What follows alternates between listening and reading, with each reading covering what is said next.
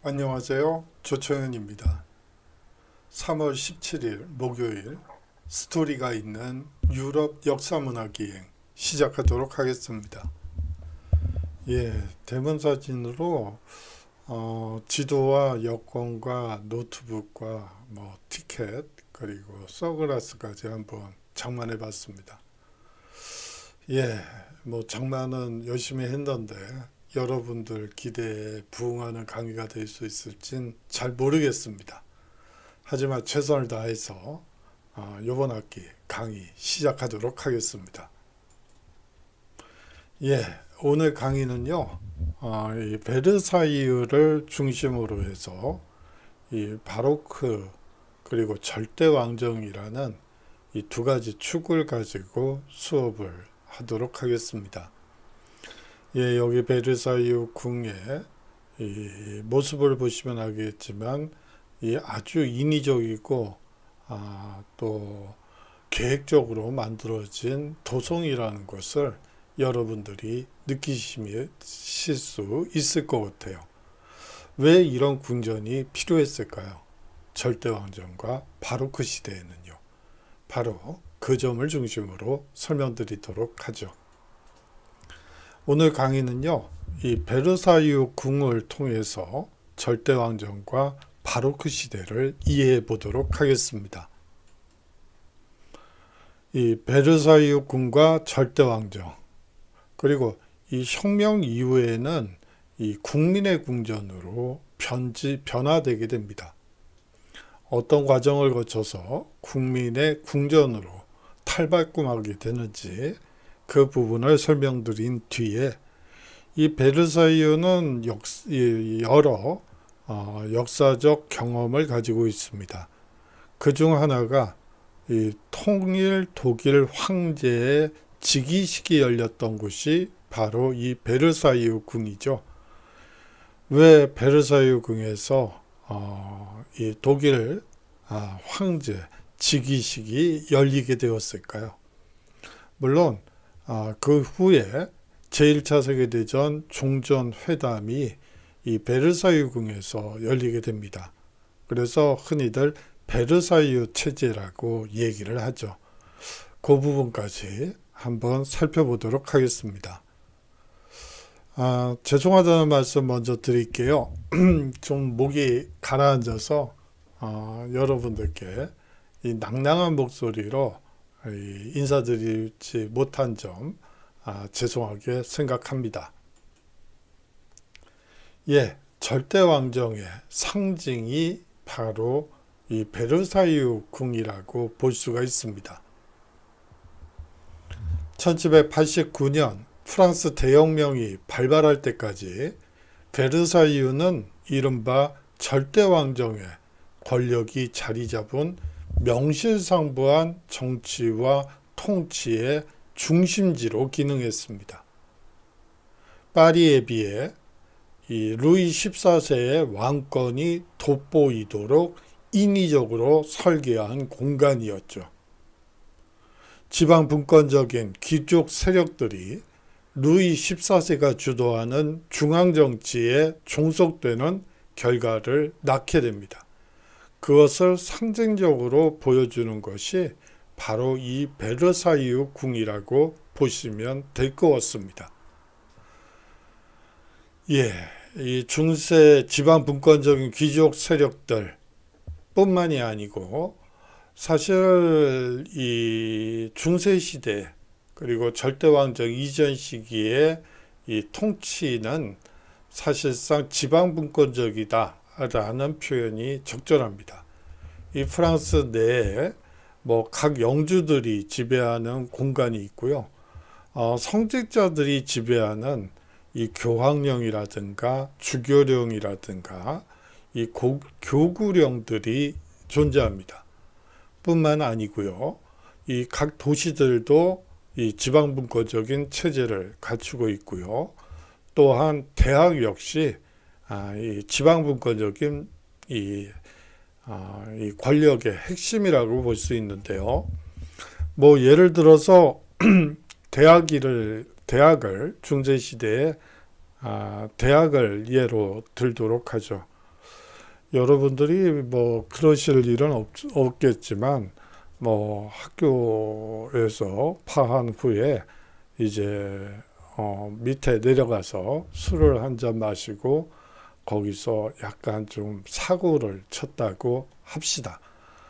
그렇게 되면 뭐 요새는 이 파출소로 가서 뭐 좀 곤욕을 치러야지 될 거예요. 그런데 이 당시에는 이 대학의 이 파출소, 대학구 내에 파출소가 있어서 그 파출소에서 조사를 받게 됩니다. 뿐만 아니라 재판권도 대학이 가지고 있어요. 이 대학생이 이 민가에 내려가서 이 사고를 치는 경우에 이 대학 법정에서 이 재판이 열리고 재판 결과에 따라서 대학구 내의 구치소로 가서 감옥 생활을 할 수도 있습니다. 뭐 대부분 훈방되긴 하지만 뭐 그렇다는 얘기죠. 뿐만 아니라 이 대학 문을 통과할 때 이 대학생이 아닌 교수나 행정직원이 아닌 사람들이 교내로 진입할 경우에 이제 관세를 물리기도 합니다. 성문세를 받기도 하고요. 뿐만 아니라 이제 물자가 대학에 들어가죠. 그럴 경우에 관세가 붙기도 합니다. 사실상 이 하나의 국가라고 볼 수가 있겠죠. 이 영주들도 마찬가지예요. 심지어 이 화폐 주조권까지도 지방 영주들이 가지고 있다고 볼 수가 있습니다. 그러던 것이 루이 14세가 집권하게 되면서 이제 중앙집권적인 면모를 드러내기 시작하죠. 이 베르사유가 얘기하는 것은 사실상 인간과 자연의 지배자 루이 14세를 드높이기 위한 하나의 무대장치라고 보시면 됩니다. 베르사유 궁은 크게 궁전과 정원으로 구성되어 있죠. 궁전이 인간에 대한 통치를 위해 건축된 공간이었다면 정원은 자연에 대한 지배를 이 루이 14세가 자연마저도 지배하고 있다는 것을 드러내기 위한 상징 공간이라고 보시면 되겠죠. 예, 절대군주를 보도록 하죠. 이 루이 14세의 이 모습이에요. 여러분들이 이 그림을 보면서 무슨 생각이 드시는지는 잘 모르겠어요. 하지만 여러분들이 이쪽을 보시면 스타킹을 신고 하이힐을 신고 있는 모습을 볼 수가 있습니다. 이상하다. 불란서체 스타킹이 이 집사람 얘기를 들어보니까 상당히 예전부터 유명하다고 하더군요. 뭐 그건 그렇다 치고 남자가 이 스타킹에 하이힐을 신고 이게 뭐 하는 건가 하는 생각이 드실 수도 있을 것 같아요. 그런데요, 이 사실상 귀족들은 이런 복장이 대부분이었습니다. 대부분 롱 스타킹을 신고요. 또 하이힐은 이 남성의 전유물이었다라고 볼 수가 있죠. 그러던 것이 이제 요 근래는 이제 완전히 전도돼서 여성의 상징물처럼 돼버렸지만 이 시기에는 이런 특징도 가지고 있다는 것도 여러분들이 이해해 주셨으면 좋을 것 같습니다. 절대 군주는요, 그에 기대되는 군주의 규범을 따르는 것이었습니다. 신하들 역시 신하로서의 규범을 따라야 했죠. 왕은 일상생활조차 없는 공적 존재로서 부여받은 왕의 직무를 완벽히 수행할 수 있을 때 비로소 왕입니다. 루이 15세와 루이 16세는 바로 이러한 구조의 포로가 된 셈이라고 볼 수가 있죠. 예, 사실상 이 공식 의례들이 있어요. 그런데요, 왕의 일상과 일가와 똑같습니다. 기침 예법이 있고요. 또 잠자기 전 예법이 있습니다. 이러한 모든 업무들이 사실상 어떻게 보면 사생활이죠. 그런데 이 왕은 사생활이 없는 공적 존재이기 때문에 사생활 없이 모든 것이 공적 임무로 이제 귀결되게 되죠. 이 베르사유 궁은 궁중사회와 바로크 문화를 보여주는 공간입니다. 예, 이 모습을 보고 이게 또 뭘까 하시는 분들이 있을 것 같아요. 예, 발레를 하는 루이 14세의 모습입니다.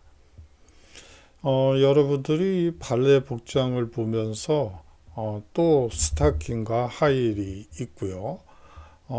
또 여성적인 이 발레복을 보고 좀 의아하다 라는 생각이 들 수도 있을 것 같습니다. 아울러서 본인을 상징적으로 보여주는 태양이 이 가슴 문양으로 활용되고 있죠. 이 머리 모습을 보면 사실상 그 시대의 이 특징적인 것들을 이렇게 조형으로 드러내는 이 머리 장식이 이 시기의 특징이기도 합니다. 예, 이제 베르사유 궁전으로 떠나보도록 하죠. 규모 면에서 정원이 훨씬 더 넓기 때문에 궁전이 상대적으로 왜소해 보일 수 있습니다. 궁전과 주변의 부속 건물에 5천여 명 정도가 거주 가능했고요. 이 분양권을 얻으려는 귀족들이 너무 많아 이 궁전의 공간은 늘 북적이었습니다. 궁중에 새로 진출한 귀족들은 조그마한 거처라도 얻기 위해 치열한 경쟁을 벌여야만 했죠. 예, 이 루이 14세 주위에 있기 위해서 사실상 이 각 궁의 일부 부속 건물들은요, 이 가까운 귀족들이 주거하는 주거 시설로 활용됐고요. 그 분양권을 얻기 위한 경쟁 역시 아주 치열했습니다. 요새 아파트 분양권 얘기도 있는데 그 분양권을 얻는 것보다 훨씬 더 어렵다고 보시면 될 것 같아요. 서로 이제 루이 14세에게 더 잘 보이기 위해서 이 근처에 살기 위해서 이런 현상이 벌어졌다고 이해하시면 되겠죠. 국왕을 아련하려는 귀족들도 많았습니다. 각 방마다 옮기면서 행해지는 국왕의 일련의 일과에 대한 의례는 권력을 고정시키기보다는 궁궐 전체를 권력이 역동적으로 전개되는 무대로 만든 것이죠. 왕은 자신이 총애하는 정도에 따라 마음대로 귀족들에게 서열을 매기고 다양한 명예와 물질적 혜택을 부여했습니다. 귀족들은 왕에게 더 가깝게 다가설 수 있는 위치를 차지하기 위해서도 부단한 경쟁을 벌여야 했죠. 왕의 총애가 이 귀족에서 저 귀족으로 이동함에 따라 궁중사회의 권력관계도 변동했습니다. 왕의 의례가 펼쳐지는 공간의 벽면과 천장은 루이 14세의 업적과 영광을 찬양하는 회화와 조각작품들로 장식되어 있었죠. 예, 루이 14세가 말을 몰고 전쟁터에서 승리하는 모습을 담은 이 조각상이라고 보시면 됩니다. 예, 국왕의 침실을 한번 보도록 하죠. 베르사유 궁전에서 가장 중요한 장소는 왕의 침실과 거울의 방입니다. 루이 14세는 동쪽을 바라보며 기상하고 서쪽으로 머리를 뉘었죠. 내면의 사적 공간이 아닌 공개적인 장소였습니다. 대신들이 참석한 가운데 루이 14세의 기상의식과 환복의식이 거행되죠. 예, 잠옷에서 이제 궁중 제례 옷으로 갈아입는 이 의식도 공적 업무에 속했다고 볼 수가 있습니다. 왕의 침실과 거울의 방에서 왕은 이 베르사유 궁 전체를 감시했고요. 왕은 동쪽의 정문에서 오가는 모든 사람들의 동선을 파악했고 이 베르사유 전체를 굽어 볼 수 있었습니다. 다음으로 거울의 방을 한번 보도록 하죠.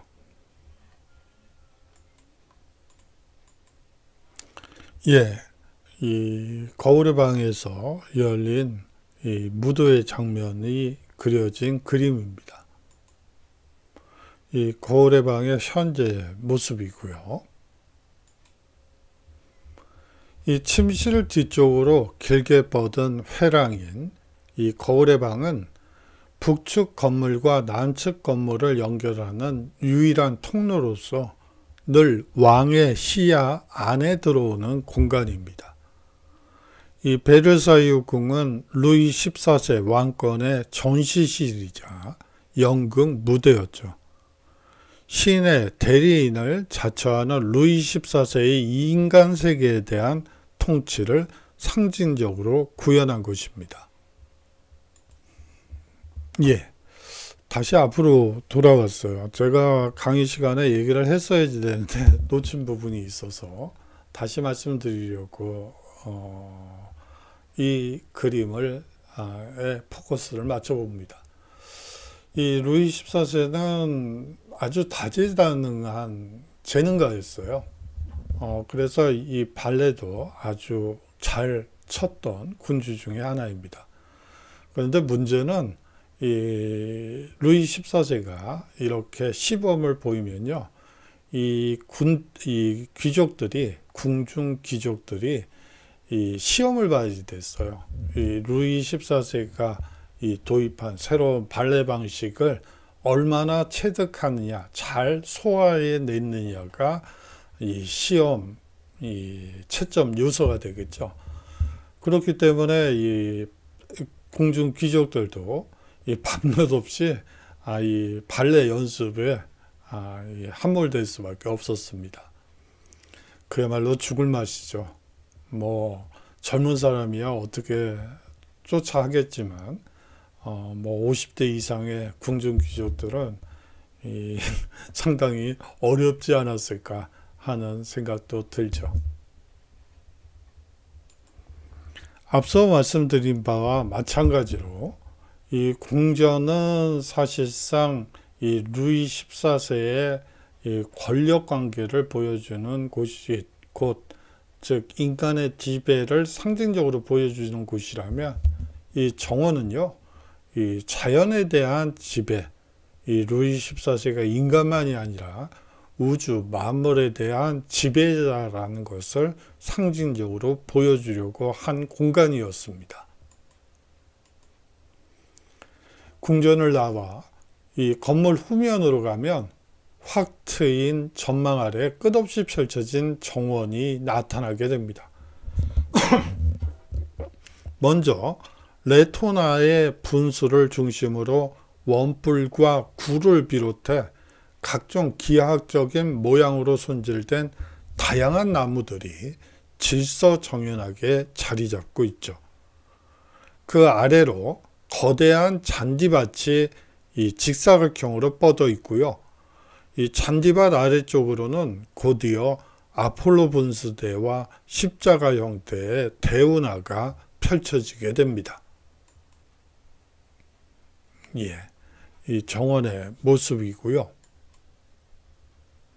예, 궁에서 아래로 내려봤을 때의 모습입니다. 잔디밭과 대운하를 가운데 축으로 해서 양편으로는 직립면체 형태로 손질된 나무들로 둘러싸인 광활한 산림지대가 펼쳐지죠.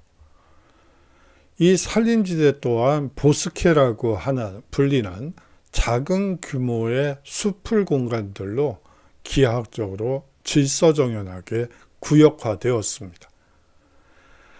각각의 보스케는 다양한 분수대와 조각상으로 화려하게 장식되어 있죠.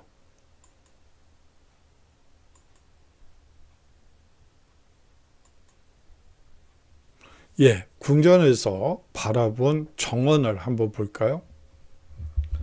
루이 14세가 하늘과 땅, 물, 초목을 한눈에 조망할 수 있는 공간입니다.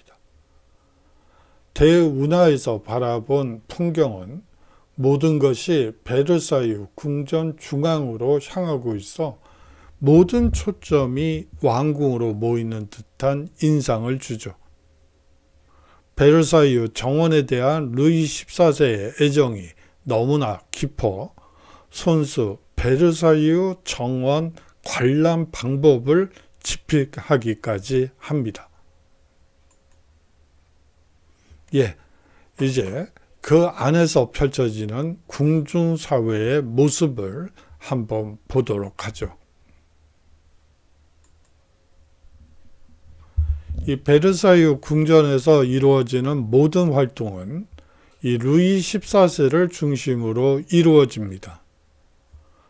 존재만으로 태양계의 빛을 발산하는 태양처럼 루이 14세가 베르사유 궁 전체에서 영향력을 미치는 것은 불가능하죠. 모든 곳에 존재하지 않으면서도 모든 곳에 영향을 미치는 방법은 무엇일까요? 바로 의례와 예절입니다. 그래서 나타나는 것들이 바로 궁중 의례이죠. 루이 14세는 왕이 부재하는 공간에서도 마치 존재하는 것처럼 모두가 행동하게 하는 장치를 만들어냅니다. 섬세하고도 엄격하게 조직된 궁중 예절과 의례들이 바로 그것이죠. 베르사유에 거주하거나 혹은 베르사유와 관련이 있는 모든 사람들의 언행을 강력하게 구속하는 것이죠. 궁정 예절과 예식들은 중세 말부터 이 규격화되기 시작한 것은 맞습니다. 하지만 그것은 아주 산만하고 불규칙적인 것이었죠. 이러한 산만하고 불규칙적인 여러 관행들을 일괄적으로 종합하고 정리해 엄격하게 적용되는 체계로 규범화시킨 것이 바로 루이 14세라고 보시면 됩니다. 예, 그렇다면 왜 이 궁중의례를 그렇게 체계화하고 규범화시켰을까요? 그 중요성은 바로 아래와 같습니다. 궁중 예절과 예식들은 이 베르사유 궁중 귀족들에게 서열 관계를 온몸으로 체득하게 해주는 것이죠. 태양계와 다르게 궁중사회에서는 왕만 빼고 모든 위성은 같은 궤도를 돌지 않습니다. 절대 왕정의 주위를 도는 위성은 태양인 루이 14세의 총의 정도에 따라 끊임없이 궤도 변경이 이루어지는 것이죠. 태양왕의 몸짓과 표정, 말투와 어법에 따라 미묘하고 복잡한 위계질서가 매번 달라지게 됩니다. 그렇게 되면서 이 귀족들 간의 경쟁이 심화되게 되죠. 왕의 총애를 얻기 위한 치열한 경쟁에 뒤이어 그 자리를 유지하기 위해 경쟁하기도 합니다. 이러한 관계는 국정을 논의할 때뿐만 아니라 기상, 식사, 산책, 연애와 같은 왕의 일상적인 의례나 비공식적인 자리에서 더욱 두드러지게 나타나게 되죠.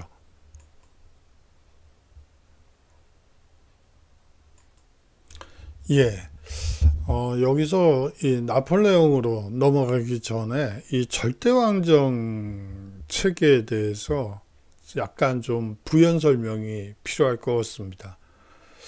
이 절대왕정은요, 기본적으로 이 중앙집권 체제로 우리가 알고 있고요. 또 한편으로는 이 상비군과 관료제를 통해서 부국강병을 이룬 국가로 우리가 흔히 이 책에서 배우게 됩니다. 그런데 이 상비군과 상비군 문제부터 살펴보면요, 사실상 이 시기에 이 절대왕정 체제 루이 14세 시대의 군대의 특징은 이 용병이라는 특징을 가지고 있어요. 이 용병이라는 것은 기본적으로 월급쟁이 군대라고 볼 수가 있죠.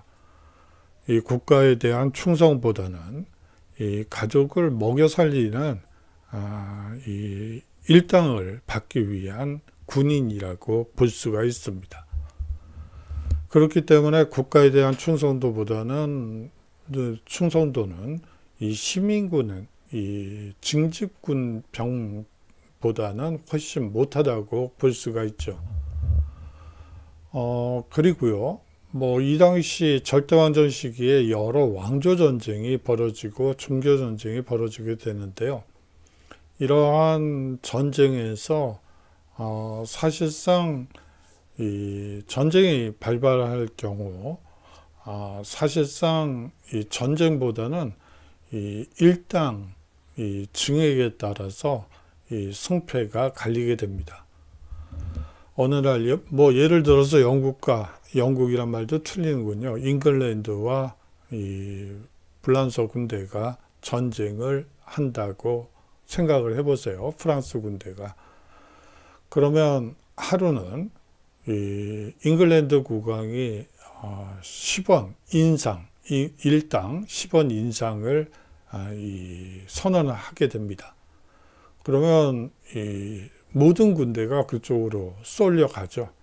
그 다음날 프랑스 군대가 100원 인상안을 내놓습니다. 그럼 모든 군대가 또 프랑스 편으로 넘어오게 돼요. 이 정도로 이 전쟁이라는 것이, 이 당시 용병들의 전쟁이라는 것이 현대 기준으로 보면 참 기가 막힌 전쟁들이 한두 개가 아닙니다. 아까 말씀 중에 관료제도 그 절대왕정의 특징 중에 하나라고 말씀을 드렸는데요. 이 관료제라는 것도 현대식의 이 관료제와는 그 차원이 다릅니다. 한번 예를 들어 볼게요. 루이 14세 코스연 담당 장관, 차관, 차관보, 국장, 과장, 실장 이런 직함이 있다고 한번 생각을 해보세요. 이게 말이 되는 소리냐고 여러분들은 대뜸 질문을 할 거예요.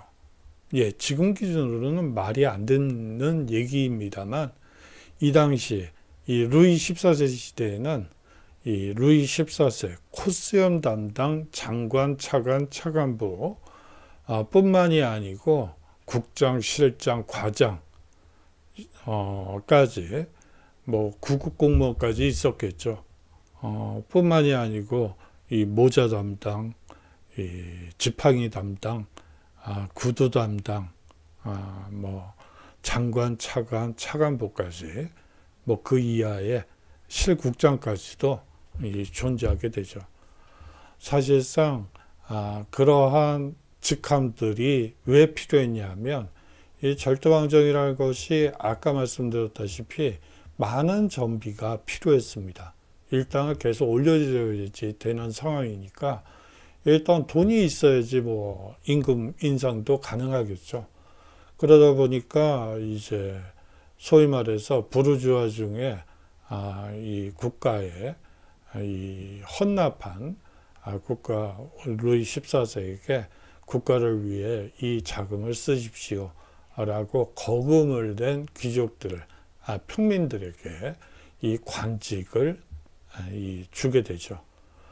이 관직을 주고 줘도 자리가 모자르니까 급기야는 코스염 담당, 이 모자 담당, 그리고 지팡이 담당, 구두 담당, 장관, 차관, 차관부 부터 시작해서 국장, 실장, 과장, 그 밑에 7급, 9급까지 이 공무원 서열이 나타나게 되죠.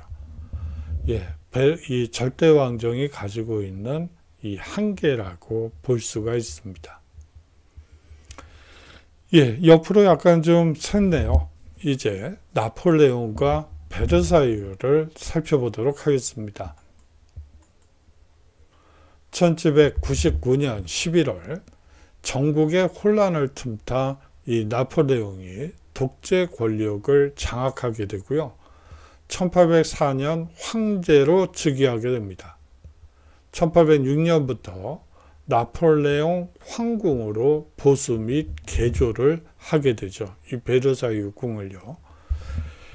이 나폴레옹과 관련해서는 뭐 여러 가지 얘기를 해드릴 수가 있습니다만 한 가지만 얘기를 할게요. 이 프랑스의 왕실에서요, 이 왕이 계승을 할 때 왕권을 이제 수여받을 때, 이 사실상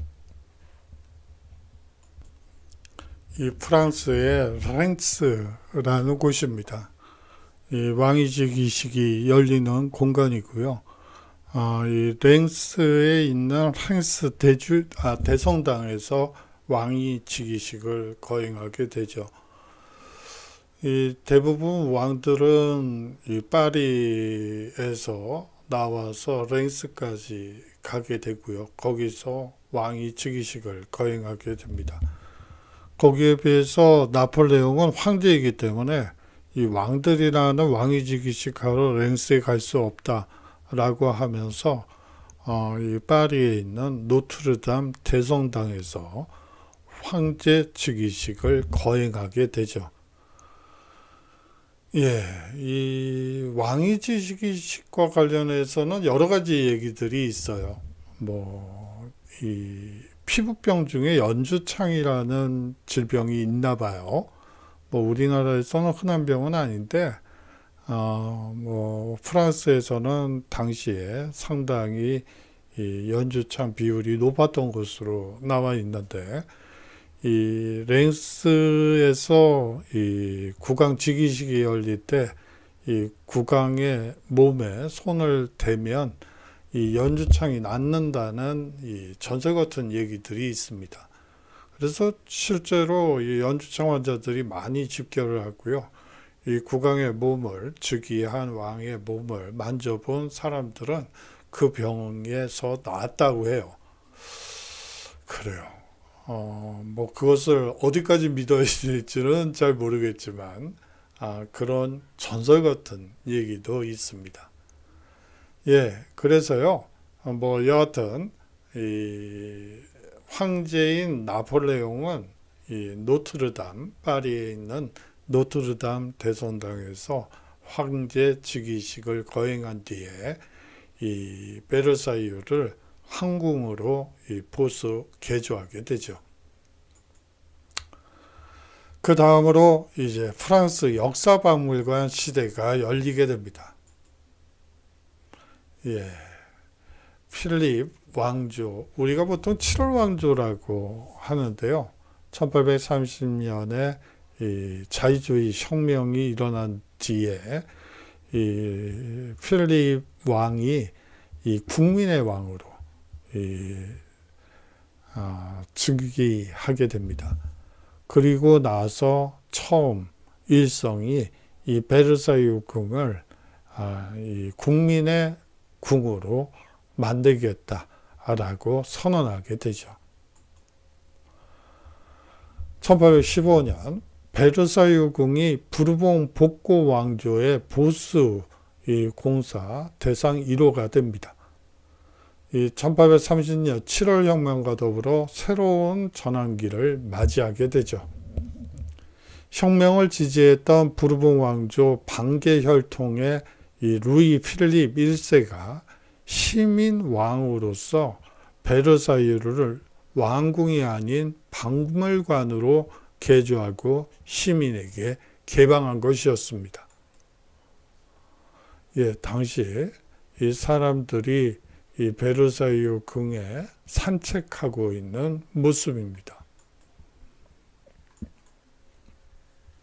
루이 필립 1세는 이 프랑스에서는 두 흐름이 승화되어 하나의 국민이 되어야 하며 그 자신이 구체제와 혁명을 모두 구현하고 있다고 믿고 있었죠. 이 구체제와 혁명을 하나로 아우르고 승화시키는 이 국민이 되어야 한다고 선언함으로써 이 루이 필립은 이 시민의 왕으로 자리 잡게 됩니다. 베르사유는 그가 생각하는 이상적인 국민 형성의 기념 공간이 된 것이죠. 1837년부터 프랑스 역사박물관으로 개조되기 시작합니다.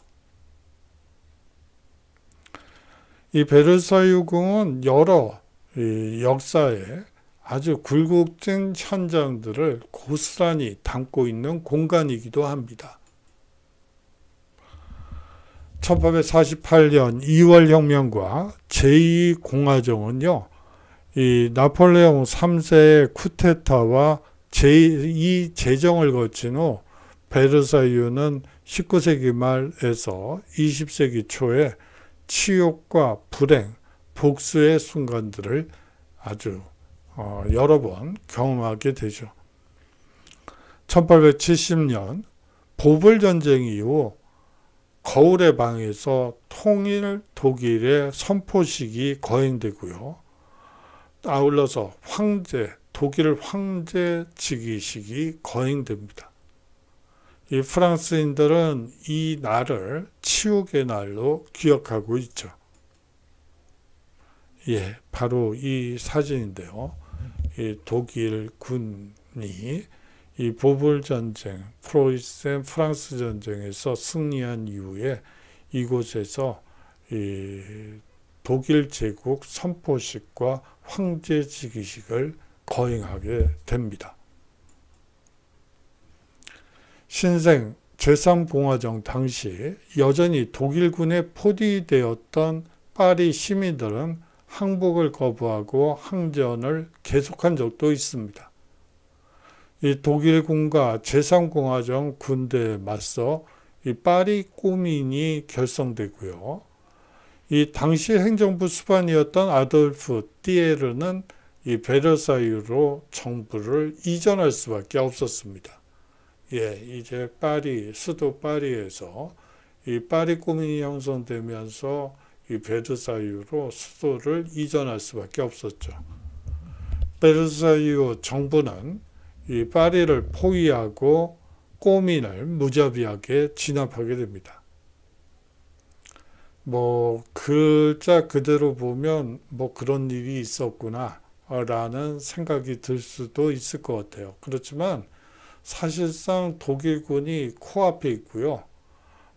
사실상 이 정부군과 이 파리 꼬민군이 반정부군이 이 독일군이 멀리서 구경하고 있는 가운데서 내전을 벌이고 있는 거예요. 힘을 합쳐서 적군을 물리쳐도 모자랄 판에 적군 앞에서 내전을 하고 있으면 그게 제대로 될 리가 없죠. 정말 기가 막힌, 어떻게 보면 어떻게 이런 일이 벌어질 수 있을까 싶은 일들이 벌어지게 되죠. 뭐 약간 옆으로 새서 얘기를 하면요. 이 당시에 이 독일 군들이 이 포위를 하게 되는데 이 물자가 들어올 여지가 없죠. 그러다 보니까 이 파리 시민들이 이 먹고 사는 문제가 아주 이 난감한 지경에 빠지게 됩니다.